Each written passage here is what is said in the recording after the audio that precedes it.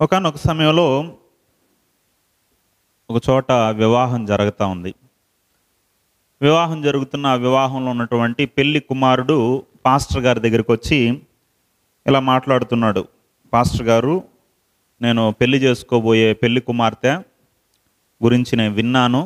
ఆమె చాలా గయ్యాలి గంపంట, ఆమెకు నోరు ఎక్కువ అంట, ఆమె నోట్లో పెడితే ఇంకంతే అంట. కాబట్టి అలాంటి ఆమెకి మీరు ప్రమాణం చేయించేటప్పుడు భర్తకు లోబడి ఉండాలి, భర్త ఎదుట తలదించుకొని ఉండాలి, తగ్గించుకొని బ్రతకాలి, కట్టుబడి ఉండాలి అని ఇలాంటి ప్రమాణాలు చేయించండి అని పాస్టర్ గారితో మాట్లాడి ఒక 2,000 రూపాయలు పాస్టర్ గారికి కానుకిచ్చి వెళ్ళాడంట. సరే, పెళ్లి సమయం వచ్చింది. పెళ్లి సమయంలో ఏం చేశాడంటే పాస్టర్ గారు పెళ్లి కొడుకుని పెళ్లి కూతురు నిలబెట్టి వారి దగ్గర ప్రమాణం చేయించాడంట.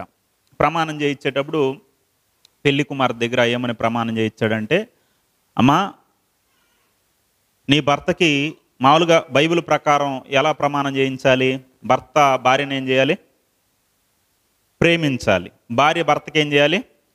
లోబడి ఉండాలి. కాబట్టి ఇలాంటి ప్రమాణాలు చేయించాలి అనేది బైబిల్ చెప్తుంది. ఇప్పుడు పాస్టర్ గారు ఏం చేశారంటే పెళ్లి కుమార్తె దగ్గర, అమ్మా, నీ భర్తను ఏం చేయాలంటే నువ్వు ప్రేమించాలి, నీ భర్తకి నువ్వు సహకారంగా ఉండాలి, నీ భర్తను నువ్వు ప్రోత్సహించాలి, నీ భర్తతో కలిసి నువ్వు నడవాలి అని సింపుల్గా ఒక ప్రమాణం చేయించాడంట. ఇదేంటి నేను చెప్పిన ప్రమాణం చేయించకుండా ఏదో సింపుల్గా ప్రమాణం చేయించాడు అనుకుంటా ఉంటే, ఈ పెళ్లి కుమారుడి దగ్గర ఏమని ప్రమాణం చేయించాడంటే, ఇప్పుడు పెళ్లి కుమారుడు వంతు వచ్చేసరికి, బాబు నువ్వు ఇలా ప్రమాణం చేయి అనేసి భర్తకి భార్యకి నువ్వేం చేయాలంటే లోబడి ఉండాలి, భార్యను నువ్వేం చేయాలంటే భార్య చెప్పిన మాట వినాలి, భార్యకు నువ్వేం చేయాలంటే తలదించుకొని ఉండాలి, భార్య చెప్పిన మాటకు విధేయత చూపించాలి అని ఈయన ఏ మాటలు అయితే చెప్పాడో ఆ మాటలు ఈయన దగ్గర చెప్పించాడంట. ఈయనకేం అర్థం కాల. ఇదేంటి నా భార్య దగ్గర పెళ్లి కుమార్ దగ్గర చెప్పించాల్సిన మాటలు నా దగ్గర చెప్పించాడు, పాస్టర్ గారు ఏమైంది అనేసి అర్థం కాకుండా అలా ప్రమాణం చేయించేశాడు. పెళ్ళి అయిపోయింది. పక్కకు వచ్చిన తర్వాత పాస్టర్ గారిని అడిగాడంట, పాస్టర్ గారు నేనేం చెప్పాను మీరేం చేశారు? ప్రమాణం మొత్తం రివర్సల్ అయ్యేచ్చారు ఏంటి అంటే, బాబు నువ్వు ఇలా చెప్పమనేసి చెప్పి 2,000 ఇచ్చేసి వెళ్ళావా? ఆ తర్వాత నెక్స్ట్ పెళ్లి కుమార్తె వచ్చింది, పెళ్లి కుమార్తె ఇలా చెప్పిస్తే ఎంత ఇస్తాననేసి 5,000 ఇచ్చింది నాకు, అందుకే ఇలా చెప్పించాను నాయన అన్నాడంట. హల్లెలూయా. ఎందుకు ఈ విషయం చెప్తానంటే, అంటే 5,000కి ఏమైపోయింది? వాగ్దానాలు మారిపోయాయి. అంటే డబ్బుతో దేవుని మాటను మార్చేయచ్చా అంటే, డబ్బుతో దేవుని మాటను మనం మార్చకూడదు. చాలామంది ఏం చేస్తారంటే తమ కొరకు తమకు ఉద్దేశించిన విధంగా వాక్యాన్ని మార్చేస్తూ ఉంటారు. సేవకులు కావచ్చు, విశ్వాసులు కావచ్చు, వాక్యాన్ని వాళ్ళకు అనుకూలంగా మార్చుకుంటూ ఉంటారు. కానీ మనకు అనుకూలంగా వాక్యాన్ని మార్చుకోకూడదు, కానీ వాక్యానికి అనుకూలంగా మనం బ్రతకాలి. వాక్యం ఏం చెప్తుందో దాని ప్రకారం జీవించడానికి ఇష్టపడాలి. వాక్యం వాళ్ళ కోసం, వాక్యం వీళ్ళ కోసం అనే కొన్ని బ్యాచ్లు ఉంటాయి. వాక్యం వాళ్ళ కోసం వీళ్ళ కోసమో కాదు, వాక్యం మనందరి కోసం. హల్లెలూయా. బైబిల్ ఎవరి కోసం రాయబడిందిమా? ఒక్కరి కోసం రాయబడింది. బైబిల్లో ఉన్న విషయాలన్నీ, బైబిల్లో ఉన్న విషయాలన్నీ ప్రపంచ మానవాళి కొరకు రాయబడింది, మనందరి కొరకు రాయబడింది. దాని ప్రకారం జీవిస్తూ దాంట్లో ఆనందిస్తూ మనం ముందుకు కొనసాగాలి. హల్లెలూయా. ఆ క్రమంలో మనం నేర్చుకోబోతున్న విషయాలు ఈరోజు మనం చూడబోతున్నాం. హల్లెలూయా. కాబట్టి మనం ఏం నేర్చుకోవాలి బైబిల్లో? ఈరోజు మనం చూడబోయేది ఏంటంటే ఒక వ్యక్తిని గురించి మనం చూడబోతున్నాం. ఆ వ్యక్తి జీవితంలో జరిగిన పాఠాలు మనం నేర్చుకోబోతున్నాం. ఒక క్యారెక్టర్ గురించి. ఆ క్యారెక్టర్ ఎవరు, ఆ వ్యక్తి ఎవరు అంటే మీరే చెప్పాలి నాకు. నేను ప్రశ్నిస్తాను, మీరు సమాధానం చెప్పాలి. ఓకేనా? ఇప్పుడు ప్రశ్న ఏంటంటే, మోషే గారి తల్లిగారు పేరు ఏమిటి? మోషే గారి తల్లిగారి పేరు ఏమిటి? ఎవరికైనా తెలుసా? సరే, మోషే గారి తండ్రి గారి పేరేంటి? సరే, మోషే గారి అక్కగారి పేరేంటి? మిరియాము. ఎందుకంటే మిరియాలు అనేసి గుర్తుపెట్టుకుంటే గుడ్డిపాఠం గుర్తుంటుంది కాబట్టి గుర్తుపెట్టుకున్నారా? సరే, మోషే గారి అన్నగారి పేరేంటి? అహరోను. ఓకే, మంచిగానే చెప్పారు. తల్లి పేరు తండ్రి పేరు తెలియలేదు. సరే, తల్లి పేరు ఏం పేరు అంటే యొకేబేదు. ఏం పేరు నాయనా? బలంగా చెప్పండి, ఏం పేరు? మీరైన సంతోషం, కరెక్ట్గా చెప్పారు. ఒక చోట యొకేబేదు చెప్పండి అంటే ఒక ఆయన ఒకే బేద్ అన్నాడు. హల్లెలూయా. ఆమె పేరు ఏం పేరంట? యొకేబేదు. వాళ్ళ నాన్న పేరు ఏం పేరంటే అమ్రాము. నాన్న పేరు అమ్రాము, తల్లి పేరు యొకేబేదు. ఇప్పుడు మనం చూడబోతున్న ఆ వ్యక్తి, ఆ తల్లి గారు ఎవరంటే మోషే గారి తల్లి అయినటువంటి యొకేబేదు గురించి మనం చూడబోతున్నాం. ఈ యొకేబేదు గురించి, ఆమె జీవితంలో ఉన్నటువంటి పాఠాల గురించి, దేవుడు రాయించిన పాఠాలు, ఆమెను గురించి మనం నేర్చుకోవాల్సిన విషయాలు మనం ఈరోజు నేర్చుకోబోతున్నాం. హల్లెలూయా. ఈ యొకేబేదు ఎవరు అంటే, యొకేబేదు ఒక మంచి తల్లి. ఈ యొకేబేదు మంచి విశ్వాసురాలు. హల్లెలూయా. ఈమె గురించి మనం క్లుప్తంగా మనకు అర్థం కావాలంటే, యొకేబేదుకి ఎంతమంది పిల్లలు? ఎంతమంది? 3 పిల్లలు. ఎవరెవరు? అక్క ఎవరంటే మిరియాము, అన్న ఎవరంటే అహరోను, చివరిలో పుట్టినవాడు ఎవరంటే తమ్ముడు మోషే గారు. చివరిలో పుట్టిన చిన్నవాడు మోషే. ఈ 3 పిల్లలు యొకేబేదుకి పుట్టారు. ఇప్పుడు ఈ 3 పిల్లలు ఏం వృత్తి చేస్తున్నారు, వాళ్ళ ప్రొఫైల్ ఏంటి అనేసి మనం ఆలోచిస్తే, ఈ మిరియాము గారు ఆమె ఏం పని చేసేది? ఆమె ప్రవక్తిని. ఆమె ఎవరు? ఒక ప్రవక్తిని. సరే, అహరోను ఏం చేసేవాడు అంటే, అహరోను మొట్టమొదటి ప్రధాన యాజకుడు. ఎవరినైనా అంటే ప్రత్యక్షపు గుడారంలో మొట్టమొదటి ప్రధాన యాజకుడు ఎవరు నియమించబడ్డారంటే అహరోను గారు నియమించబడ్డారు. అంటే మన భాషలో చెప్పుకోవాలంటే మొట్టమొదటి పాస్టర్.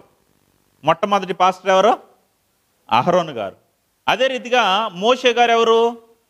దేవుని సేవకుడు, ఒక ప్రవక్త. అంటే ఇప్పుడు మనకేమర్థం అవుతుందంటే, 3 పిల్లల్ని దేనికి సమర్పించింది యొకేబేదు? దేవుని సేవకే సమర్పించింది. హల్లెలూయా. దేవుని సేవకే సమర్పించాలి. అంటే ఆమె వ్యక్తిత్వం మీకు అర్థం కావాలి.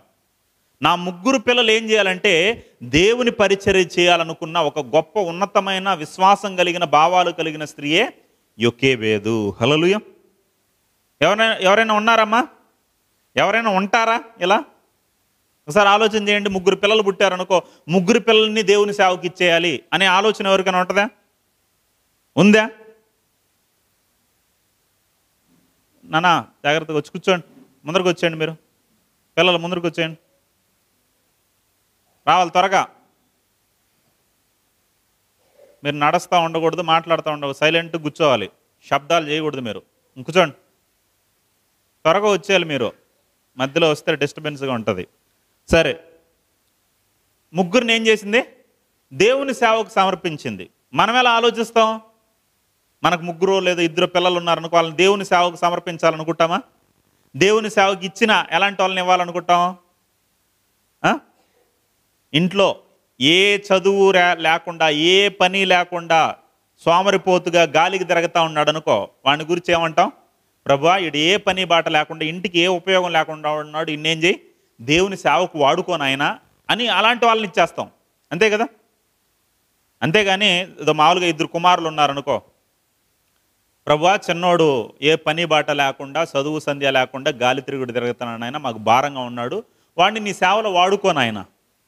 సరే, పెద్ద కుమారుడు నాయన, పెద్ద కుమారుడు బాగా కష్టపడతా ఉన్నాడు నాయన, బాగా డబ్బు సంపాదిస్తూ ఉన్నాడు, వాడిని మా సేవలో ఉపయోగించుకుంటాం నాయన అని అలా ఫిక్స్ అవుతారు. కానీ 2 పిల్లల్ని లేదా ఉపయోగకరమైన వారిని దేవునికి ఇవ్వాలి, దేవుని పరిచర్యకు వాడాలి, వాళ్ళు దేవుని కొరకు బ్రతకాలి అనే ఆలోచన మనకు ఉండదు. హల్లెలూయా. కానీ యొకేబేదు ఎంత గొప్పదంటే, 3 కుమారులను ఏం చేసిందంటే, 3 పిల్లల్ని ఏం చేసిందంటే దేవుని పరిచర్యకి ఇచ్చేసిన ఒక ఉన్నతమైన ఒక గొప్ప స్త్రీగా మనకు కనబడతా ఉంది. హల్లెలూయా. ఈమె గురించి ఇంకా మనం ఆలోచిస్తూ ముందుకెళ్తే, ఈమె యొక్క కుటుంబ నేపథ్యం గురించి మనం ఆలోచిస్తే, నిర్గమాకాండం 2వ అధ్యాయం 1వ వచనం చదవండి. నిర్గమాకాండము 2వ అధ్యాయం 1వ వచనం. లేవి వంశస్థుడు ఒకడు వెళ్ళి లేవి కుమార్తెను వివాహం చేసుకున్నాడు. ఇంతకీ లేవీడు కుమారుడు ఎవడు? ఈమె కుమార్తె ఎవరు ఇక్కడ? అంటే పెళ్లి కుమారుడు పెళ్లి కుమార్తె ఎవరు? ఇల్లు యొకేబేదు, అమ్రాం. పేర్లు లేవు ఇక్కడ కదా. ఇంకెక్కడున్నాయి పేర్లు? మనకు పేర్లు ఎక్కడ కనబడతాయి అంటే సంఖ్యాకాండము 26వ అధ్యాయము 59వ వచనం చదవండి. సంఖ్యాకాండము 26వ అధ్యాయము 59వ వచనం.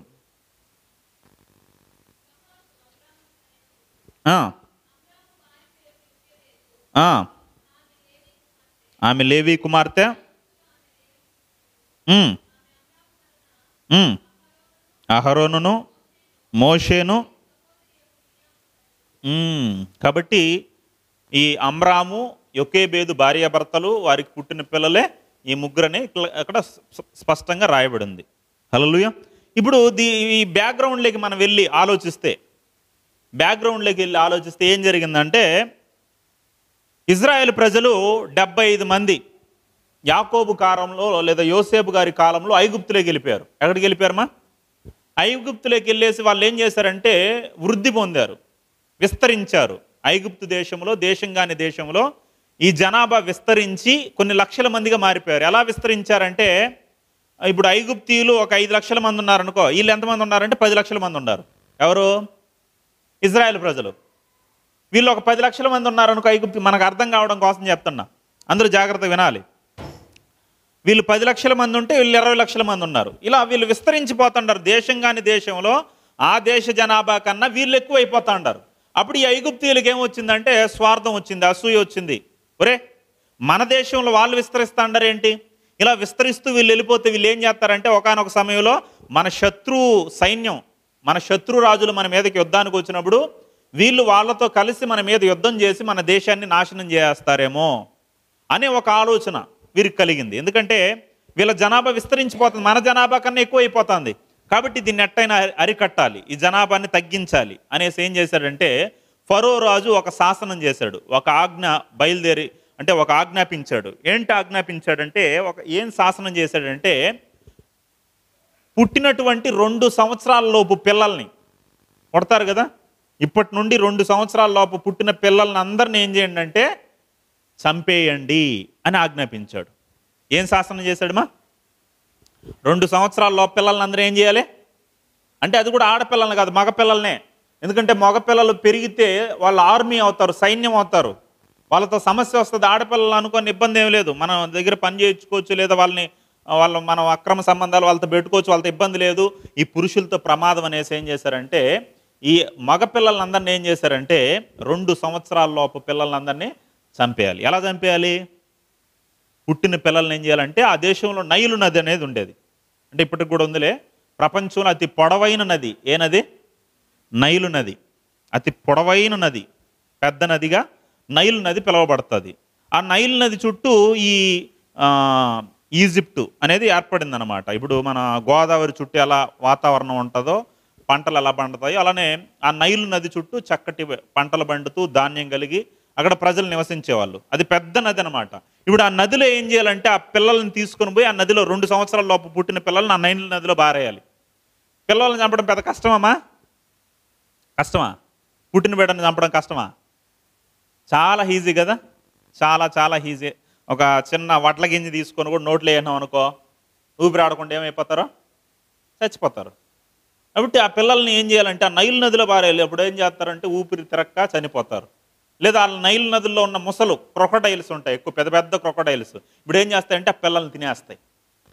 కాబట్టి ఈ పిల్లలు 2 సంవత్సరాల లోపల పిల్లల్ని అలా పడేయాలి అని ఒక శాసనం చేశాడు రాజు. ఎప్పుడైతే శాసనం చేశాడో, ఇప్పుడు ఆలోచన చేయండి, ఇప్పుడు ఆ తరములో ఉన్నటువంటి, ఆ కాలంలో ఉన్నటువంటి తల్లులు, నవమాసాలు మోసిన తల్లులు, ప్రసవ వేదన పడుతున్న తల్లులు ఏమని ప్రార్థన చేసేవాళ్ళో తెలుసా?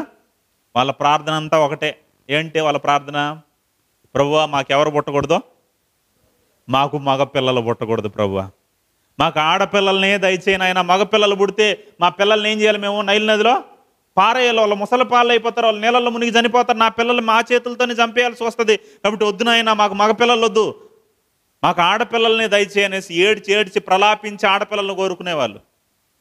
వాళ్ళ చరిత్ర మనం ఆలోచిస్తే మగపిల్లల్ని వాళ్ళ కళ్ళ ముందే చచ్చిపోతారు, నా బిడ్డలో చనిపోతారు, కాబట్టి నాకు మగపిల్లలు పుట్టకూడదు, ఆడపిల్లలే పుట్టాలి అని కోరుకునేవాళ్ళంట. చూడండి, హల్లెలూయా. ఇప్పుడైతే ఇప్పుడు పరిస్థితులు ఎలా ఉన్నాయమ్మా? ఏ బిడ్డలు కావాలి మనకు? మగపిల్లలే కావాలని కోరుకుంటున్నాం కదా.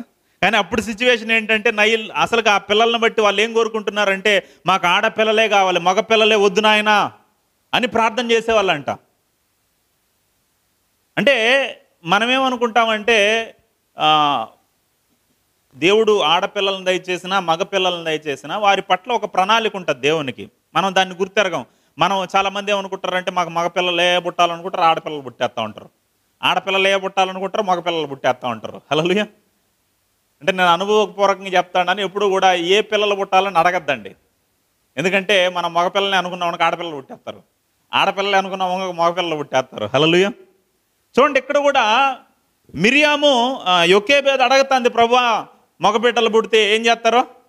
చంపేస్తారు నాయన, క్రూరంగా నా ముందే నా బిడ్డను చంపేస్తారు నాయన, దయచేసి నాకు మగబిడ్డనే ఇవ్వద్దండి నాయన, నాకు మగబిడ్డనే ఇవ్వద్దండి, ఆడబిడ్డనే ఇవ్వమనేసి యొకేబేదు కోరితే దేవుడు ఎవరిని దయచేశాడో?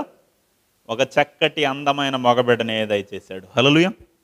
అయినా ఈయనకి తెలియదు, మన మన చిత్తము మన ఆలోచన వేరుగా ఉండొచ్చు, మనం కోరింది దేవుడు చేయకపోవచ్చు, కానీ మన ఆలోచనకి మన చిత్తానికి వ్యతిరేకంగా దేవుడు చేసినా ఇచ్చినా దాని పట్ల ఒక ఉద్దేశం కలిగి ఉంటాడు, ఒక ప్రణాళిక కలిగి ఉంటాడు, దానివల్ల మనకు మేలే జరుగుతుంది. హల్లెలూయా. అది మనకు తెలియదు. భవిష్యత్తులో ఏం జరుగుతుంది మనకి ఇచ్చిన పిల్లల్ని బట్టి భవిష్యత్తులో దేవుడు ఏం చేయబోతాడో అది మనకు తెలియదు, అది దేవునికి తెలుసు. హల్లెలూయా. మోషే ఎంత గొప్పవాడు అవుతాడో యొకేబేదుకి తెలియదు. యొకేబేదు ఏమనుకుంటుంది? మీరు ఆలోచన చేయండి. యొకేబేదు ఏం కోరుకుంటుంది? నాకు ఆడబిడ్డే కావాలి నాయనని కోరుకుంటుంది. కానీ మగబిడ్డ కొట్టేసరికి అయ్యో నా దరిద్రం, నాకు మగబిడ్డ పుట్టేసరికి ఫీల్ అయిపోయి ఉంటుంది. కానీ యొకేబేదుకి తెలియంది ఏంటంటే ఆమె కోరుకోంది, ఆమె చిత్తంలో లేనిది దేవుడు ఇచ్చాడంటే దాని ద్వారా దేవుడు గొప్ప కార్యం చేయబోతున్నాడు. హల్లెలూయా.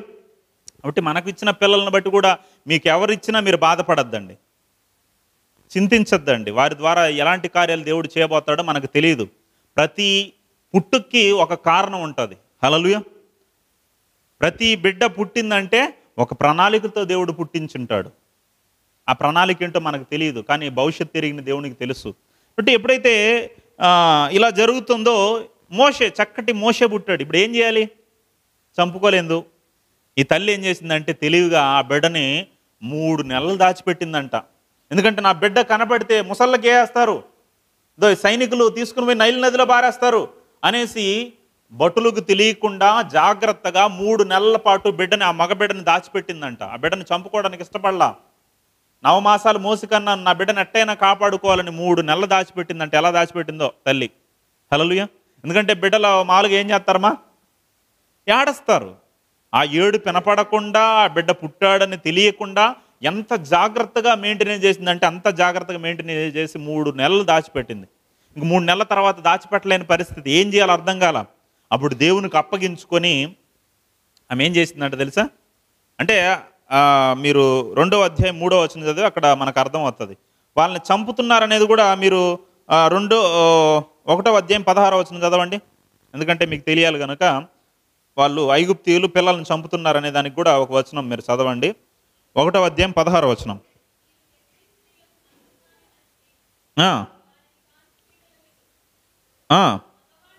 మగవాడైన ఎడల వాణ్ణి చంపుడి. కాబట్టి చిన్న బిడ్డలను, పుట్టిన పిల్లల్ని చంపేస్తున్నారు. గొప్ప ఘోష ఐగుప్తు దేశంలో, గొప్ప ఘోష. పిల్లలు చచ్చిపోతా అంటే ఆ తల్లులు ఎంతగా విలపిస్తూ ఉంటారు కదా, అలా పిల్లల్ని అందరినీ చంపేస్తా అంటే గొప్ప ఘోష ఐగుప్తులో కలుగుతూ ఉంది. అలాంటి భయంకరమైన పరిస్థితులు, ఆ పరిస్థితుల్లో 3 నెలలు దాచిపెట్టింది తెలివిగా. ఆ తర్వాత ఆమె ఏం చేసిందంటే ఇంకా కుదరక దేవునికి అప్పగించి ఏం చేసిందో 2వ అధ్యాయం 3వ వచనం చదవండి. నిర్గమాకాండం 2వ అధ్యాయం 3వ వచనం. వాని కొరకు ఏం చేసిందంటే ఒక జమ్ము పెట్టి తీసుకునిందంట. జమ్ము పెట్టి అంటే తెలుసమ్మా? జమ్ము అంటే మన చెరువుల్లో అలా పెరుగుతూ ఉంటుంది పొడుగ్గా. మనం సాపలు కూడా, మనం మామూలు సాప వేసుకుంటాం కదా, ఆ సాపలు కూడా వాటితో అల్లుతూ ఉంటారు. ఆ జమ్ము తీసుకొని ఒక పెట్టిలాగా అల్లిందంట. పెట్టిలాగా అల్లి దానికి జిగట మన్నును కీలును పూసి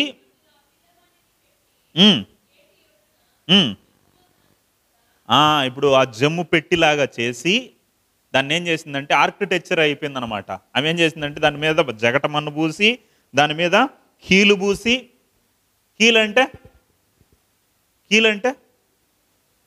కీలంటే మోకాలండి అంటారా? కీలంటే తారు. ఏంటైనా తారు. ఇప్పుడు మనం రోడ్లు వేస్తాం కదా, ఆ తారు. ఇప్పుడు ఈ తారు కానీ పెట్రోల్ కానీ ఎలా కనుగొన్నారు తెలుసా?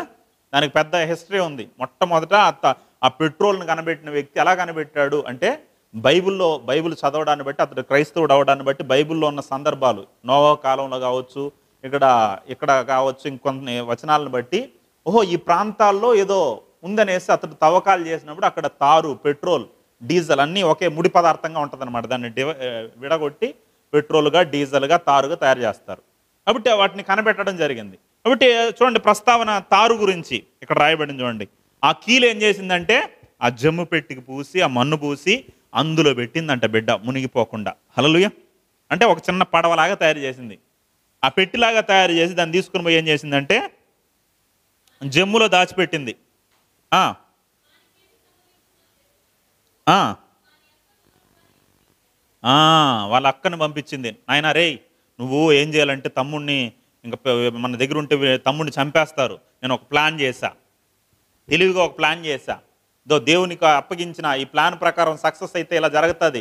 కాబట్టి నువ్వేం చేయంటే బిడ్డను తీసుకొని పోయి ఆడ పెడతాను. నువ్వేం చేయంటే జాగ్రత్తగా గమనించు. ఆ బిడ్డ ఏమవుతుందో, ముసళ్ళు ఏమైనా తినేస్తాయేమో, నైల్ నదులు ఏమైనా మునిగిపోతాడేమో, లేదా బంట్రోతులు లేదా సైనికులు ఏమైనా చూస్తారేమో, సరే జాగ్రత్త కనిపెట్టు అంటే ఎంత జాగ్రత్త ఉంది చూడండి తల్లికి. పిల్లల పట్ల తల్లిదండ్రులుగా మనం కూడా ఏం కలిగి ఉండాలమ్మా? జాగ్రత్త కలిగి ఉండాలి. చాలామంది పిల్లల్ని విడిచిపెట్టేస్తారు విచ్చలవిడిగా. వాడు ఏం చేస్తున్నాడు, ఎలా ఎలా నడుచుకుంటున్నాడు, ఏ అలవాట్లుగా బానిస అయిపోతున్నాడు ఏం చూడరు.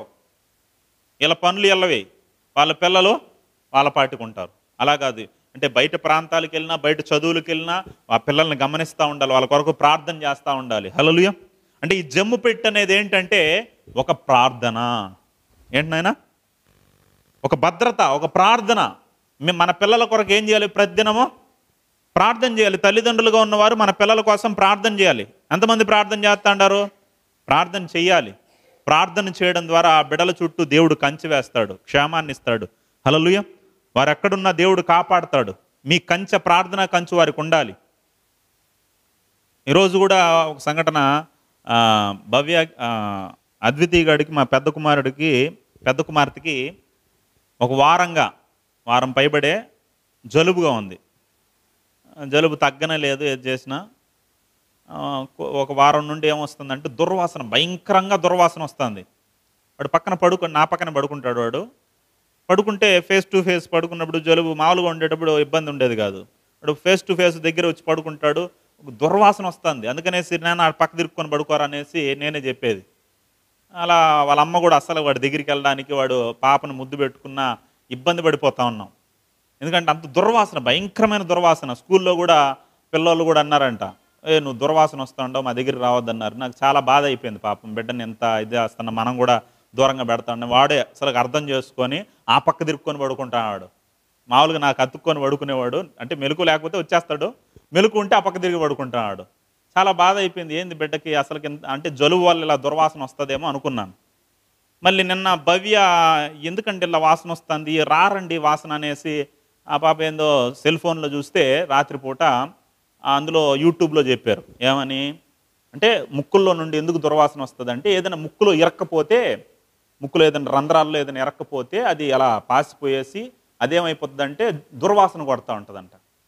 అప్పుడు నాకు కూడా డౌట్ వచ్చి, అంటే ముందు చెప్పింది ఆ పాప, నాన్న ముక్కులో ఇది ఇక్కడ ఇరక్కపోయిందంటే భవ్యకి చెప్పింటే ఆ పాప సరిగ్గా చూడలేదు, ఏదో గొల్ల ఏదో వచ్చిందండి అందుకని నొప్పి అంటే, సరేలే గొల్ల ఏదో వచ్చి ఉంటుంది అందుకనేసి మేము ఆ ముక్కును ఎక్కువ అదమకుండా ఏది చూడకుండా పట్టించుకోకుండా ఉన్నాం. జలుబు వస్తూ ఉన్నది. నేను అందుకని చూశాను కూడా, చూస్తే తెల్లగా ముక్కులో ఏదో తెల్లగా ఉంది, జలుబేమో అని నేను అనుకున్నా. సరే బాగా ఇచ్చేదమన్నా అదే సరిగా రాలేదు, సరే వదిలేసిన. తెల్లారితో దేవుని వల్ల మేము రాత్రిపూట మేము పడుకునేటప్పుడు ప్రార్థన చేసి, బిడ్డకి ఏం కావడదనేసి ప్రార్థన చేసి, ప్రభు ఏదైనా ఉంటే సమస్య తీసే ప్రభు అనేసి ప్రార్థన చేసుకున్నాం మా భార్య నేను. దేవుని మహాకృపను బట్టి ఆయమ్మ వాళ్ళ అవ్వగారు స్నానం చేయిస్తూ ఉంటే బాగా బలంగా చేదమని చెప్పింది. ఆ పాప చీత్తే ముక్కులో నుండి ఇంత గడ్డ గట్టిపోయిన పత్తి వచ్చింది. ఏం ఎరకపోయింది తెలుసా? ఆ పాప ముక్కులో పత్తి పెట్టుకునేసింది. అది మాకు తెలియా. నేను ముక్కులో రాత్రి చూసినప్పుడు తెల్లగా ఉంది, అంటే జలుబేమో అలా తెల్లగా ఉందేమో అనుకున్నాను నేను. కానీ ఇంత లావు ఉంది, గడ్డ గట్టిపోయి అట్లా ముక్కులో ఇరక్కపోయింది. తెల్లారితో బ్లడ్ కూడా వచ్చింది రైట్గా. చూడండి, రాత్రిపూట ప్రార్థన చేసాం, ఏమైనా ముక్కులో ఏదైనా సమస్య ఉందేమో ఆయన అలా చెప్పినట్టు, అది ఉంటే తీసే ప్రభు అంటే దేవుడు అద్భుత రీతిగా హాస్పిటల్కి వెళ్లకుండానే ఆ బిడ్డని దేవుడు స్వస్థపరిచాడు. హల్లెలూయా. ఇప్పుడు దుర్వాసన లేదు. చూడండి, అలాంటి ఎన్నో సమస్యలు సాతాను సృష్టిస్తాడు. ఆ పిల్లల సమస్యల్లో పడవచ్చు. ఆ సమస్యల నుండి మనకు భద్రతనిచ్చేది ఏంటంటే తల్లిదండ్రుల ప్రార్థన. హల్లెలూయా. చూడండి ప్రియమైన దేవుని పిల్లరా, ఈమె ఆ జమ్ము పెట్టి చేసి ఎంతో జాగ్రత్తగా, ఎంతో తెలివిగా, ఎంతో జ్ఞానంగా తన కుమార్తెను పంపించి ఏం చేసిందంటే జ్ఞానంగా నడుచుకో. ఆమె కూడా ఎంతో జ్ఞానవంతురాలు. ఆ మిరియాముకి ఎంత వయసు అప్పుడు? 6 సంవత్సరాలు. ఎన్ని సంవత్సరాలమ్మా? చరిత్రలో మనం చూస్తే 6 సంవత్సరాలు చిన్న పాప చాలా తెలివిగా ఆ బిడ్డను కనబెడతా ఉంది. కనబెడతా అంటే ఏం జరిగింది తెలుసా? చదవండి 6వ వచనం. నిర్గమకాండం 2వ అధ్యాయం 6వ వచనం.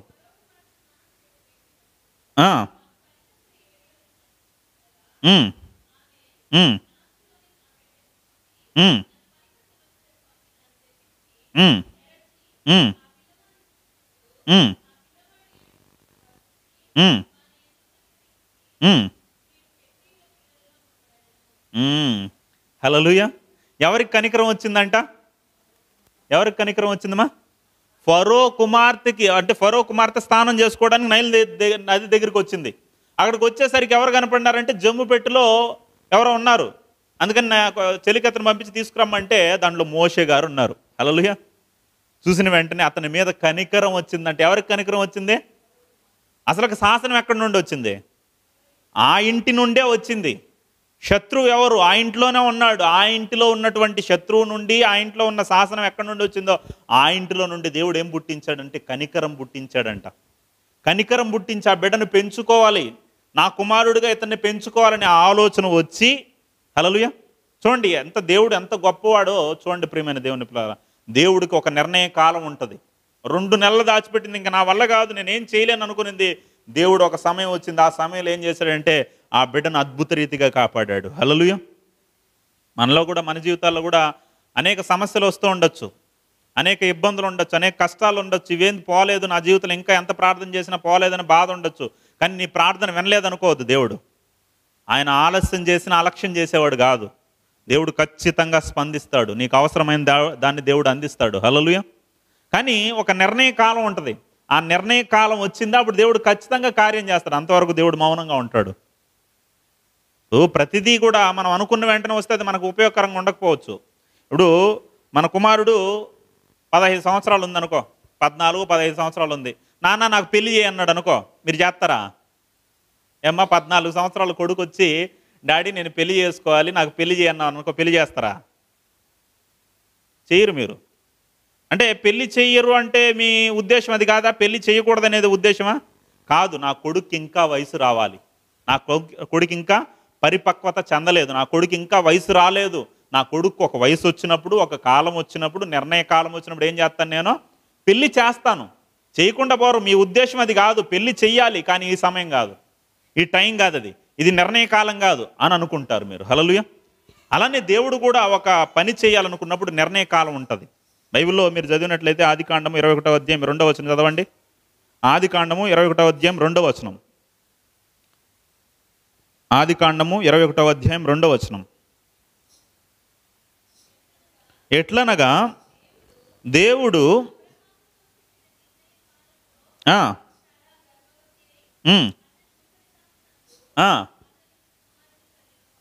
అబ్రహాముకి దేవుడు ఏం చేస్తాడంటే ఒక నిర్ణయ కాలం పెట్టాడు. ఆ నిర్ణయ కాలం వచ్చినప్పుడు సారా ఏం చేసిందంటే గర్భవతి అయింది, కుమారుణ్ణి కనింది. అంటే ప్రతిదానికి ఏముంది? ఒక నిర్ణయ కాలం ఉంది. నీకు పిల్లలు పుట్టకపోయినా దేవుడు ఒక ఉద్దేశం కలిగి ఉన్నాడు, ఆ నిర్ణయ కాలం రావాలి. నువ్వు సమస్యల్లో ఉన్న ఆ సమస్యల నుండి, ఆ కష్టాల నుండి బయటికి రావాలన్నా ఒక నిర్ణయ కాలం ఉంది. ఆ నిర్ణయ కాలంలో దేవుడు బయటికి తీసుకొని వస్తాడు. నువ్వు తొందరపడద్దు. తొందరపడితే అందులో ఎన్నో అనర్థాలు జరిగే అవకాశం ఉంటుంది. తొందరపడడం వల్ల నువ్వు విలువైన వాటిని పోగొట్టుకునే అవకాశం ఉంది. హల్లెలూయా. తొందరపడద్దు. తొందరపడి విలువైన వాటిని, శ్రేష్టమైన వాటిని పోగొట్టుకోవద్దు. దేవుడు ఒక నిర్ణయ కాలం పెట్టాడు. ఆ నిర్ణయ కాలంలో శ్రేష్టమైన విలువైన దాన్ని దేవుడు నీకు ఇస్తాడు. హల్లెలూయా. ఒకసారి అంట ఒక పాప ఏం చేసిందంటే ఒక రోజా పువ్వు చెట్టును చూసి ఇష్టపడి మమ్మీ రోజా పువ్వు చెట్టు పెంచుకోవాలన్నప్పుడు ఆ తల్లి ఏం చేసిందంటే రోజా పువ్వు చెట్టు తీసుకుని వచ్చి తన ఇంటి ముందు నాటింది. నాటిన తర్వాత ఆ చెట్టు పెరుగుతుంది, సంతోషంగా ఉంది ఈ పాపకి. అలా పెరుగుతూ కొంతకాలానికి ఆ చెట్టులో చిన్న మొగ్గ వచ్చింది, రోజా పువ్వు మొగ్గ వచ్చేసరికి ఆ పాప మమ్మీ ఆ మొగ్గను కోసేసుకోవాలి, బాగుంది అనేసి అంటే, లేదు నాయనా అది ఇంకా విడగతుంది, ఇంకా అందంగా ఉంటుంది అంటే దానికోసం వెయిట్ చేస్తూ ఉంది. 1 రోజు అయింది, 2 రోజులు అయింది, ఆ మొగ్గ అలానే ఉంది. ఇంకా రాలేదేంటి చూసింది ఓపిక తట్టుకోలేక తొందరపడి ఏం చేసిందంటే దాన్ని కోసేసింది. మొగ్గగా ఉండగానే కోసేసింది. మామూలుగా మొగ్గ ఏమవుతుంది? విడగతుంది. విడిగినప్పుడు చూడడానికి చాలా అందంగా ఉంటుంది, చాలా సువాసన వస్తూ ఉంటుంది కదా. ఇప్పుడు ఎప్పుడైతే ఆ మొగ్గగా ఉందో దాన్ని కోసేసిందో, దాన్ని ఆ మొగ్గగా ఉండే దాన్ని ఇంకా బాగా కనపడాలని దాన్ని విప్పాలని ప్రయత్నం చేసింది. విప్పినప్పుడు వికారంగా తయారైంది. తల్లి దగ్గరికి తెలుసుకొని, మమ్మీ పువ్వు బాగలేదు మమ్మీ అనేసి ఏడ్చిందంట. అప్పుడు తల్లి చెప్పింది, నాయన నువ్వు తొందరపడడం వల్ల చాలా చక్కగా విడగాల్సిన పువ్వు ఇలా అయిపోయింది. నువ్వు తొందరపడకుండా ఉంటే శ్రేష్టమైన పువ్వు నీ చేతిలోకి వచ్చేదని చెప్పిందంట. హల్లెలూయా. కాబట్టి మనం కాయని పండు చేయాలని మనం ప్రయత్నం చేయకూడదు, నలిపి పండు చేయాలనుకోకూడదు, బాగుండదు. అదే మాగాలి. హల్లెలూయా. సమయం రావాలి, నిర్ణయకాలం రావాలి, అప్పుడు అది నీకు శ్రేష్టంగా ఉంటుంది. కాబట్టి దేవుడు ఒక నిర్ణయకాలం వచ్చింది. ఆ నిర్ణయకాలం వచ్చినప్పుడు శత్రువును సైతం మిత్రుడిగా చేయన్నాడు. ఎవరైతే చంపాలనుకున్నారో ఆ చంపాలనుకున్న శాసనం చేసిన ఇంటిలోనే ఏం చేశాడు చూడండి. కింద 7వ వచనం కూడా చదవండి. 2:7. అప్పుడు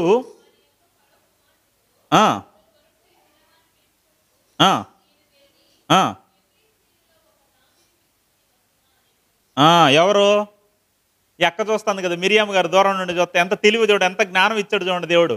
వెంటనే ఫరో కుమార్ దగ్గరికి వెళ్ళేసి, అమ్మగారు దో మీకు ఈ బిడ్డ నచ్చాడా, ఈ బిడ్డను పెంచడానికి ఎవరో ఒకరు కావాలి కదా, ఒక దాది కావాలి కదా, ఒక ఆయమ్మ కావాలి కదా. దో నేనేం చేస్తానంటే ఒక ఆయమ్మని తీసుకొని వస్తా, చక్కటి ఆయమ్మని తీసుకొని వస్తా, మీరు పెంచుకోవడానికి బాగుంటుంది అని చక్కగా మాట్లాడి వాళ్ళ అమ్మ దగ్గరికి వెళ్ళింది. వాళ్ళ అమ్మ దగ్గరికి వెళ్ళేసి, అమ్మ నువ్వు రాణిగారి దగ్గరికి రావాలని. ఎందుకు నాయన అంటే, మీకు ఒక పని చూసి పెట్టాను. ఏం పని అంటే, దో మన తమ్ముడికి పాలిచ్చే పని. పాలిస్తే ఏమిస్తారు వాళ్ళు చూడండి కింద.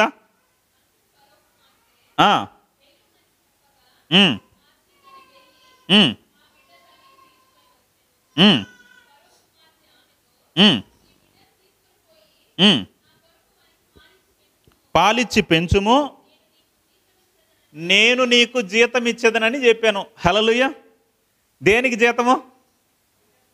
తన బిడ్డకు పాలిచ్చి పెంచితే ఏంటంట, ఏమన్నా ప్రపంచంలో ఏ తల్లికైనా ఇలాంటి ఆశీర్వాదం పొందింటుందా? తన బిడ్డకు పాలిస్తే పెంచితే శాలరీ. చూడండి ఎంత అద్భుతం చూడండి. యొకేబేదు దేవునికి సమర్పించుకుంది, దేవుని మీద ఆధారపడింది, జ్ఞానంగా తన ఆలోచన పెట్టింది. ఎప్పుడైతే ఆ ప్రాసెస్ ప్రకారం అనుకున్న దాని ప్రకారం జరిగిందో, ఆమె బిడ్డకు పాలిచ్చేదానికి పెంచేదానికి శాలరీ ఇచ్చి, మరి ఏం జాబ్ వచ్చింది దానికి? మామూలు జాబ్ ఏంటి? ఏం జాబు? Government job. ఏం జాబు? ఇప్పుడు ఫరో ఇంటిలో పనిచేయడం అంటే ఏం జాబు? ఎందుకంటే అదే ప్రభుత్వం. రాజు దగ్గర పనిచేస్తుందంటే ప్రభుత్వంలో పనిచేస్తుంది. ఇప్పుడు ప్రభుత్వ ఉద్యోగం. ఏం ప్రభుత్వ ఉద్యోగం? ఏం చేయాలి? ఆమె తన బిడ్డకు పాలిచ్చి పెంచాలి. ఇజ్రాయేల్ ప్రజలందరూ కరువులో అల్లాడిపోతా ఉంటే, బానిసలుగా అల్లాడిపోతా ఉంటే, ఆ బానిసత్వంలో, ఆ పేదరికంలో, తిండి లేని పరిస్థితుల్లో ఈమెని ఎంత అద్భుతంగా పోషిస్తున్నాడంటే, అమ్మ నీ బిడ్డకు నువ్వు పాలిస్తేనే నీకు శాలరీ ఇస్తా. హల్లెలూయా. చూడండి ఎంత చక్కగా తన బిడ్డకు పాలిచ్చి తన కుటుంబానికి మొత్తానికి ఒక ఆశీర్వాదకరంగా మారింది. హల్లెలూయా. అంటే ఈ యొకేబేదు ఎంత జ్ఞానవంతురాలు చూడండి. తన కుటుంబాన్ని, బైబిల్లో రాయబడింది కదా, జ్ఞానవంతురాలు ఏం చేస్తుంది? తన ఇంటిని కట్టుకుంటుంది. కాబట్టి మనం ఇలాంటి జ్ఞానవంతురాలుగా ఉన్నామా, జ్ఞానవంతులుగా ఉన్నామా? ప్రియమైన దేవుని పిల్లలారా, తల్లుల యొక్క ప్రభావం పిల్లల మీద ఎక్కువగా ఉంటుంది. బైబిల్లో రాయబడి ఉంటుంది, తల్లి ఎట్టిదో పిల్ల అట్టిదే అంటాడు. తల్లి ఎట్టిదో పిల్ల కూడా అట్టిదే అంట. మనకు కూడా మామూలుగా లోకంలో ఒక సామెత ఉంది కదా. ఏం సామెత? తల్లిని చూసి పిల్లని చూడాలంట. ఎవరిని చూసి ఎవరిని చూడాలంట? పెళ్లి చేసుకోవడానికి పోతే ఎవరిని చూసి ఎవరిని చూడాలంట? ఫస్ట్ తల్లిని చూడాలంటే. తల్లి ఎలాంటిదో చూడాలంటే, తల్లి మంచిదే కాదా అని చూస్తే పిల్ల అలాంటిదో కూడా అర్థమైపోతుందంట కదా. అలాంటి బైబిల్లో కూడా తల్లి ఎట్టిదో పిల్ల కూడా అట్టిదే అంటాడు. అంటే బిడ్డ ఎలా తయారవుతాడు అంటే, తల్లి ఎలా ఉంటుందో అలా తయారవుతుంది. తండ్రుల ప్రభావం పిల్లల మీద ఉండదు. ఎక్కువ ప్రభావం ఎవరిది ఉంటుంది అంటే తల్లిదే ఉంటుంది. ఎందుకంటే ఎక్కువగా చూస్తూ పెరిగేది ఎవరినంటే తల్లినే. తండ్రి ఏం చేస్తాడంటే పనికి వెళ్తాడు, బయట పనులకు వెళ్ళి ఆయన కష్టార్జితంతో బిడ్డలను పోషించాలి ఈ ఆలోచనతో ఉంటాడు. వచ్చినాడు ఇంటికాడ పడుకుండిపోవడం, ఏదో పనుల్లో ఉండిపోవడం ఇలా చేస్తాడు. కానీ ఎక్కువ తల్లికి బిడ్డకు దగ్గరగా ఉండేది తల్లి. ఇప్పుడు తల్లిని చూసి బిడ్డ పెరుగుతుంది. అందుకే మన మామూలుగా మాటల్లో కూడా అడిగేటప్పుడు ఏం అడుగుతారమ్మా? నీ మదర్ టంగ్ ఏంటి అంటారు. ఏం టంగ్ ఏంటంట? అంతే కదా. మదర్ టంగ్ ఏంటంటారా, నీ ఫాదర్ టంగ్ ఏంటి, నీ లవర్ టంగ్ ఏంటి, నీ బ్రదర్ టంగ్ ఏంటి, నీ సిస్టర్ టంగ్ ఏంటి అని అడుగుతారా? ఏమని అడుగుతారో? నీ మదర్ టంగ్ ఏంటి అంటారు. అంటే నీ మాతృభాష ఏంటి అని అడుగుతారు. అంటే చిన్నప్పటి నుండి పాఠాలు ఎవరి దగ్గర నేర్చుకుంటుంది అంటే తల్లి దగ్గరనే. అందుకే తల్లి అనేది చాలా ఇంపార్టెంట్, ఆమె యొక్క ప్రభావం ఉంటుంది. అందుకే ఎప్పుడైతే ఈ మిర్యాము ఈ యొకేబేదు దగ్గర మోషే పెరిగాడో శాలరీ ఇచ్చి ఆయన దగ్గరే పెరిగింది. ఇప్పుడు పెరిగిన తర్వాత మోషే గారు ఎలా తయారయ్యారో 40 సంవత్సరాల పాటు ఎక్కడున్నాడు మా మోషే గారు? ఐగుప్తులో ఉన్నాడు. ఎలా ఉన్నాడు? రాజు కుమారుడుగా ఉండి సకల విద్యల్లో ప్రవీణుడయ్యాడంట. ప్రవీణుడైతూ తల్లి దగ్గర పెరిగేటప్పుడు ఆ క్రమంలో ఆ తల్లిగారు ఏం చెప్పారంటే, నాయనా నువ్వు కారణ జన్ముడివి, నువ్వు ఊరికే పుట్టలేదు, నువ్వు ఒక కారణంతో పుట్టావు. అందుకే దేవుడు నిన్ను బ్రతికించాడు, ఒక రాజు కుమారుడుగా నిన్ను నియమించాడు, నిన్ను తప్పించాడు, మరణం నుండి తప్పించాడంటే నీ పట్ల ఒక ఉద్దేశం కలిగి ఉంది, ఒక ప్రణాళిక కలిగి ఉంది. నువ్వు రాజు కుమారుడు కదా, ఇప్పుడు నువ్వేం చేయొచ్చు అంటే ఇజ్రాయెల్ ప్రజలకు మేలు చేయొచ్చు, హెబ్రీలకు మేలు చేయొచ్చు అనేసి మంచి ఆలోచనతో దేవుని ఆలోచనలు చెప్తూ, ఎందుకంటే దేవుడు ముందుగానే వాగ్దానం చేశాడు, ఇజ్రాయెల్ ప్రజలను విడిపిస్తానని, ఐగుప్తుల నుండి విడిపిస్తానని దేవుడు చెప్పాడు, 400 సంవత్సరాల తర్వాత బయటికి తీసుకుని వస్తానని చెప్పాడు అని దేవుని మాటలు పెంచి చెప్పింది. అందుని బట్టి ఇతడికి హెబ్రీల మీద మంచి ఆలోచన, మంచి ఒపీనియన్. అందుకే ఒకానొక సమయంలో ఏం చేశాడు, హెబ్రీయుడు ఐగుప్తుడు కొట్టేసుకుంటా అన్నారు. కొట్టుకుంటామంటే ఏం చేశాడంటే పోయేసి ఐగుప్తుని కొట్టి చంపేసి భయపడిపోయేసి మిద్యానికి బారిపోతాడు కదా. ఇప్పుడు ఇవన్నీ కూడా ఆలోచిస్తే, ఇతని గురించి ఇంకా మాట మనం ఆలోచిస్తే దేవుని ప్రజల పట్ల ఎలాంటి ఆలోచన కలిగి ఉన్నాడో మనం హెబ్రీలకు రాసిన పత్రిక చివరికి మాట చదువుకొని ముగించుకుందాం. హెబ్రీలకు రాసిన పత్రిక 11వ అధ్యాయం 24వ వచనం. హెబ్రీలకు రాసిన పత్రిక 11వ అధ్యాయం 24వ వచనం.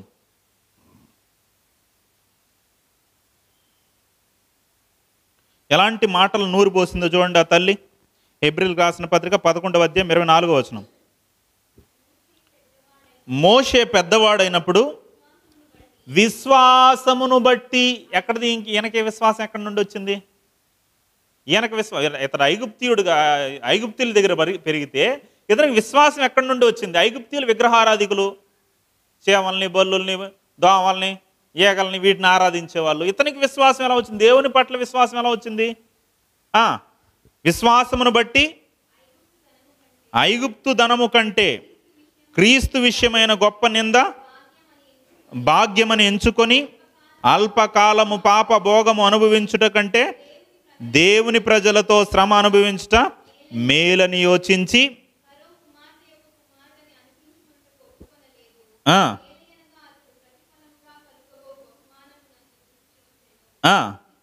విశ్వాసమును బట్టి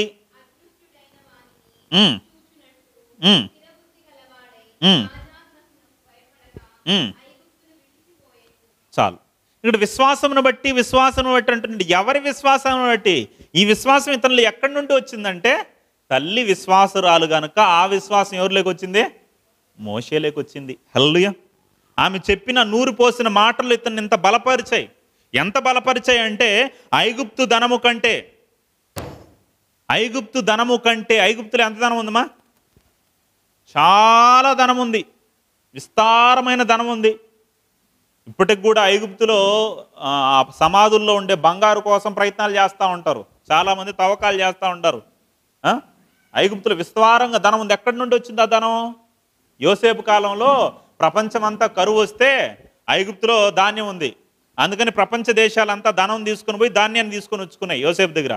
అప్పుడు ఆ ధనం అంతా అక్కడ ఉంది, ఫుల్ ధనము, ఫుల్ బంగారు. ఇప్పుడు ఈ విస్తారమైన ధనం అంతా నీదేనాయనా అని వాళ్ళ తల్లి చెప్తాంది. ఎవరు? ఫరో కుమార్తె. విస్తారమైన ధనం ఉంది ఐగుప్తు ధనము కంటే క్రీస్తు విషయమైన నింద గొప్ప భాగ్యమని ఎంచుకొని అల్పకాలము పాపభోగము అనుభవించుట కంటే. అల్పకాలం పాపభోగం అంటే ఇప్పుడు ఇతడు ఐగుప్తు కుమారుడుగా లేదా ఫరో యొక్క కుమారుడుగా ఉండిపోయాడు అనుకోండి, రాజు అయిపోతాడు. ఇతనికి ఏముంటాయంటే సింహాసనాలు ఉంటాయి, గుర్రాలు ఉంటాయి, చెలికత్తులు ఉంటారు, ఇతడు ఏది కోరుకుంటే అతని ముందరకు వస్తుంది. ఇప్పుడు పాపంలో విచ్చలవిడిగా జీవించవచ్చు, విచ్చలవిడిగా పాపం చేయొచ్చు. కానీ ఇతడు ఏమనుకున్నాడంటే ఈ అల్పకాలము పాప భోగము అనుభవించుట కంటే దేవుని ప్రజలతో శ్రమ అనుభవించుట మేలు. అంటే వాళ్ళ తల్లి నూరు పోసింది, నాయన దేవుని ప్రజలతో నువ్వు శ్రమ అనుభవించాలి, దేవుని ప్రజలను విడిపించాలి అని నూరు పోసింది. హల్లెలూయా.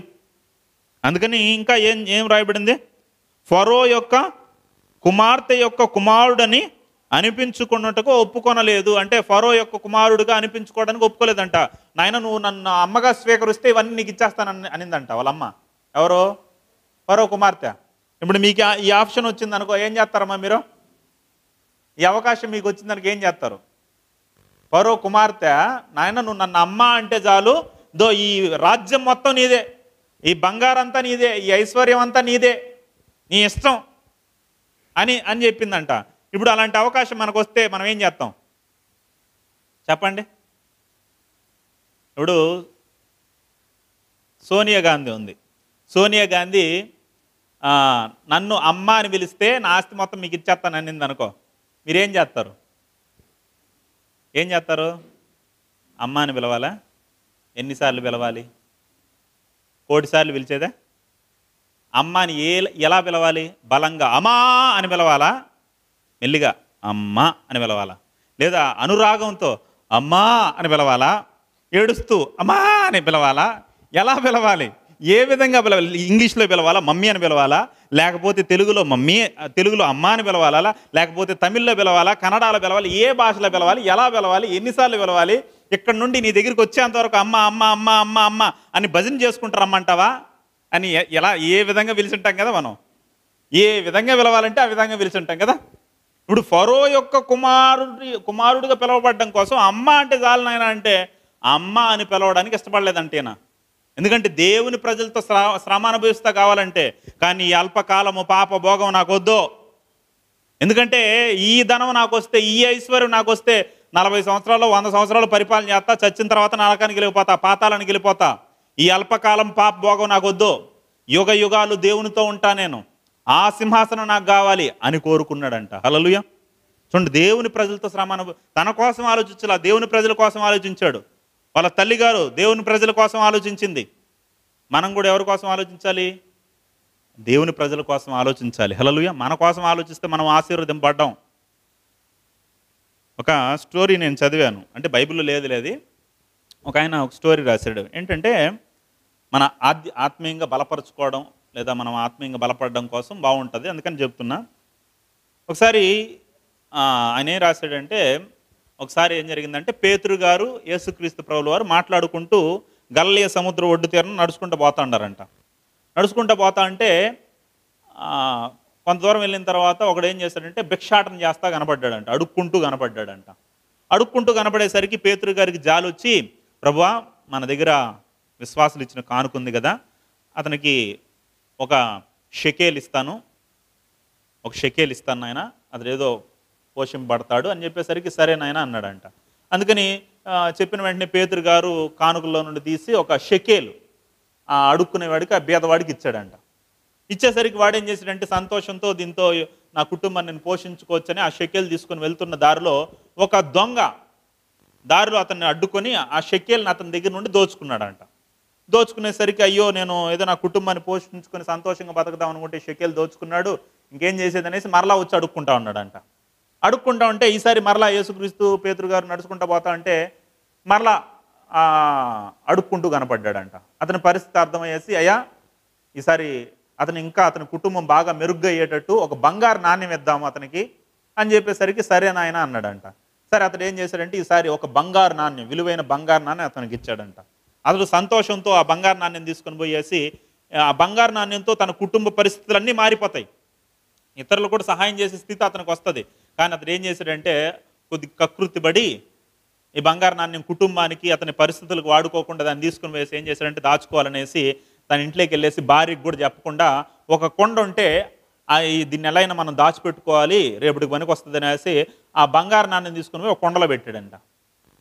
కొండలో పెడితే ఏం జరిగిందంటే వాళ్ళ భార్య నీళ్ళు తేను నది దగ్గరికి వెళ్ళి నీళ్ళు తెచ్చేది. ఒకరోజు ఏం జరిగిందంటే తీసుకుని పోతా అంటే కొండ పగిలిపోయింది, వాడుతున్న కొండ పగిలిపోయింది. కొండ పగిలిపోయేసరికి ఒరే మన దగ్గర కొండ పగిలిపోయింది, సరే ఇంట్లో ఇంకో కొండ ఉంది కదా ఆ కొండ వాడదాం అనేసి ఇంట్లో ఇతడు ఏ బంగారు నాణ్యం పెట్టాడో ఆ కొండని చూసుకోకుండా తీసుకుని వెళ్ళిపోయేసి నదిలో నీళ్లు ముంచుకొని వచ్చిందంట. నీళ్లు అట్ట అనేసి నీళ్లు ముంచుకున్నప్పుడు ఏమైందంటే ఆ బంగారు నాణ్యం ఆ నదిలో పడి కొట్టుకొని వెళ్ళిపోయింది. హల్లెలూయా. పడి కొట్టుకొని వెళ్ళిపోయింది. ఎప్పుడైతే ఆ కొండను తీసుకుని వచ్చి ఇంటికి తీసుకుని వచ్చిందో ఇతడు ఇంటికి వచ్చి చూశాడు, కొండ కనపడలా. ఎక్కడ అని చూస్తుంటే కొండను భార్య మోసుకొని వస్తుంది. చూసేసరికి కంగారు పోయి చూస్తే ఆ బంగారు నాణ్యం దాంట్లో లేదు. ఎందుకే కొండ తీసుకుని పోయామంటే ఏమంటే కొండ పగిలిపోయింది, అందుకని కొండ తీసుకుని పోయి ఏమైందండి అంటే దీంట్లో బంగారు నాణ్యం పెట్టానే, నువ్వు చూడలేదా అంటే నేను చూడలేదండి, నీళ్ళు తీసుకుని వచ్చేటప్పుడు ఇది ఆడపడిపోయింది, నాకు తెలియదండి అనేసి ఆమె కంగారు పడిపోయింది. సరే మళ్ళీ యథా ప్రకారం మరలా ఏం చేశాడంటే ఎదుడు మరలా పోయి భిక్షాటన చేస్తా అన్నాడంట. కుటుంబ పరిస్థితులు మారలేదు కాబట్టి భిక్షాటన చేస్తా అంటే ఈసారి ఏం చేశాడంటే పేతురు గారు మరలా జాలిపడి, ప్రభువా మళ్ళీ అతని పరిస్థితి ఎలా ఉంది కాబట్టి అతనికి ఏదో ఒక హెల్ప్ చేయాలి అన్నప్పుడు యేసుక్రీస్తు ఏం చేశాడంటే, నాయన ఈసారి అతనికి నువ్వేం చేస్తావంటే 2 అనాలు ఇవ్వు. 2 అంటే అప్పటి కాలంలో అనాలు ఇవ్వు అని చెప్పాడు. ఏంది ప్రభా 2 అనాలు 2 తక్కువ ఈ చిల్లరిస్తే అతను ఎలా బతుకుతాడు, అతను ఎలా పోషింపబడతాడు, అతని కుటుంబం ఎలా పోషింపబడుతుంది అంటే నువ్వు ఇవ్వు చాలు అన్నాడంట. సరే నీ యేసు ప్రభు మాట ప్రకారం ఆ తక్కువ ధనాన్ని అతనికి ఇచ్చాడంట. ఇచ్చేసరికి ఏం జరుగుతుందా అని ఆలోచిస్తూ ఉంటే అతడు ఏం చేశాడంటే అది తీసుకుని ఆ ధనాన్ని తీసుకుని ఏం చేయాలి డబ్బుతో, ఇంత తక్కువ డబ్బుతో అనేసి పోతా ఉంటే దారిలో ఒక వ్యక్తి ఒక చేపను పట్టాడంట గేలం వేసి. పట్టి పక్కన పెట్టినప్పుడు అది తనకలాడుతూ ఉంది, కొట్టుకుంటా ఉంది, చాలా బాధపడతా ఉంది. దాన్ని చూస్తూ ఉంటే ఇతనికి చాలా బాధ అనిపించేసింది. హల్లెలూయా. చాలా బాధ అనిపించి ఏం చేశాడంటే ఆ చేపను ఎట్టయినా కాపాడాలనేసి అతని దగ్గరికి వెళ్ళేసి, బాబు ఆ చేప విలవిల్లాడిపోతాను చూస్తా అంటే చాలా బాధగా ఉంది, గుండె తరుక్కుపోతుంది, దాన్ని వదిలే అంటే ఎందుకు వదలాలి, కష్టపడి పట్టాను ఎందుకు వదలాలి అన్నాడంట. అందుకని ఏం చేసింది అంటే అతని దగ్గర ఉంది కదా ఆ 2 అనాలు అతనికి ఇచ్చి ఆ చేపను తీసుకున్నాడంట, నీళ్ళల్లో వదిలేద్దామని. తీసుకుంటే అతని చేతిలో తనకలాడుతూ ఉంది. ఎందుకు ఇంత తనకలాడుతుందని బయట తీసుకున్నాం. ఎందుకు ఇది తనకలాడుతుందని దాని నోట్లో చూస్తే నోట్లో ఏముందంట తెలుసా, బంగారు నాణ్యం ఉందంట. ఇతడు ఏదైతే పోగొట్టుకున్నాడో ఆ బంగారు నాణ్యం ఎక్కడికి వచ్చేసింది, ఆ చేప నోట్లో ఉంది. సంతోషంతో ఆ చేప నోట్లో ఆ బంగారు నాణ్యం తీసుకుని ఆ చేపను నీళ్ళలో వదిలేసినాడంట. నీళ్ళలో వదిలేసి దొరికింది అంటా ఉంటే అప్పుడు ఆ దారిలో దొంగోడు దాంకొని పోతా ఉన్నాడంట.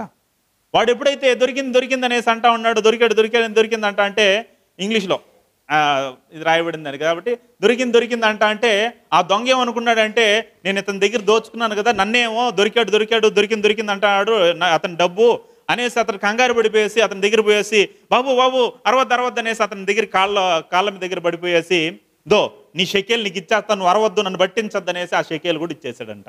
హల్లెలూయా. ఇప్పుడు ఆ 2 అనాలను బట్టి ఏమొచ్చేసింది, అతనికి పోయిన బంగారు వచ్చింది, షెకేలు వచ్చింది. దేన్ని బట్టి వచ్చింది ప్రభు, ఎలా జరిగింది ఇదంటే యేసు ప్రభు చెప్పాడంటే ఏమని, అతని గురించి ఎప్పుడైతే అతడు ఆలోచించుకున్నాడో అప్పుడు అతడు ఆశీర్వదింపబడలేదు. ఎప్పుడైతే ఒక ప్రాణి గురించి ఎదుట ప్రాణి గురించి ఆలోచించాడో అతడు ఏమయ్యాడో ఆశీర్వదింపబడ్డాడు, పోగొట్టుకున్నది కూడా అతనికి వచ్చింది అని చెప్పాడంట. హల్లెలూయా. అంటే ఈ ఉదాహరణ యొక్క సారాంశం ఏంటంటే మన గురించి మనం ఆలోచిస్తే మనం ఆశీర్వదింపబడం, కానీ ఇతరుల గురించి, సంఘం గురించి, సంఘంలో ఉన్న విశ్వాసుల గురించి, ఇతరులకు మనం సహాయం చేయాలి, ఇతరులకు మనం ఆత్మలు రక్షించాలి, ఇతరుల పట్ల మంచి ఆలోచన మనం కలిగి ఉన్నప్పుడు మనం ఏమవుతానైనా ఆశీర్వదింపడతాం. తన గురించి తాను ఆలోచించేవాడు ఎప్పుడు ఆశీర్వదింపడ్డు, కానీ ఇతరుల కోసం, ఇతరుల ఆత్మల కోసం ఆలోచించేవాడు ఆశీర్వదింపడతాడు. అలా ఆలోచించిందే యోకేబేదు. అతన్ని బట్టి అదే గుణం మోషే గారిలో వచ్చింది. హల్లెలూయా. కాబట్టి అర్థమైందమ్మా, మనం చూసిన క్యారెక్టర్, యోకేబేదు యొక్క క్యారెక్టర్, మనం చూసిన క్యారెక్టర్ని బట్టి మనం ఎన్నో నీతి విషయాలు మనం నేర్చుకున్నాం. హల్లెలూయా. ఆమె మంచి ప్రార్థనా పరురాలు, దేవుని ఉద్దేశ ప్రకారం వెళ్ళింది, దేవుని ప్రజలను ప్రేమించింది, ఎన్నో విషయాలు చూసాం కదా.